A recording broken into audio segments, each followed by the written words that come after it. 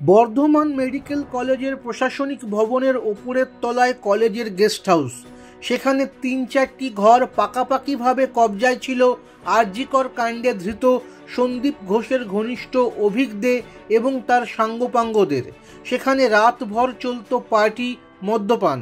সেখানে হোস্টেল থেকে প্রথম ও দ্বিতীয় বর্ষের ডাক্তারি ছাত্রীদের জোর করে এবং ভয় দেখিয়ে ডেকে আনা হতো এবং তাদের দিয়ে খাবার ও মদ পরিবেশন করানো হতো এবং অতিথিদের মনোরঞ্জনের নির্দেশও দেওয়া হতো বলে অভিযোগ। নির্দেশ না মানলে পরীক্ষায় বসতে না দেওয়া এবং রেজিস্ট্রেশন আটকানোর হুমকি দেওয়া হতো।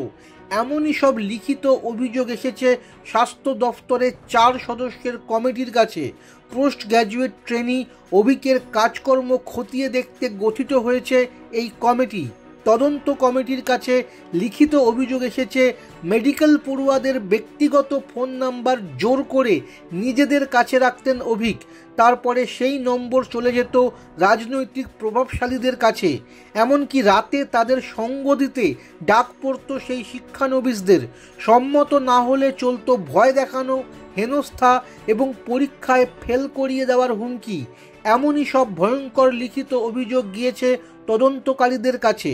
দুর্নীতি, দাদাগিরি, তোলাবাজি, থ্রেট কালচার সহ একাধিক অভিযোগে বিদ্ধ অভিক।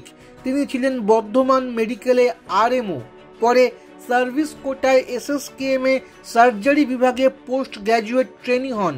আরজিকর কাণ্ডের জেরে তাকে এসএসকেএম থেকে সাসপেন্ড করা হয়।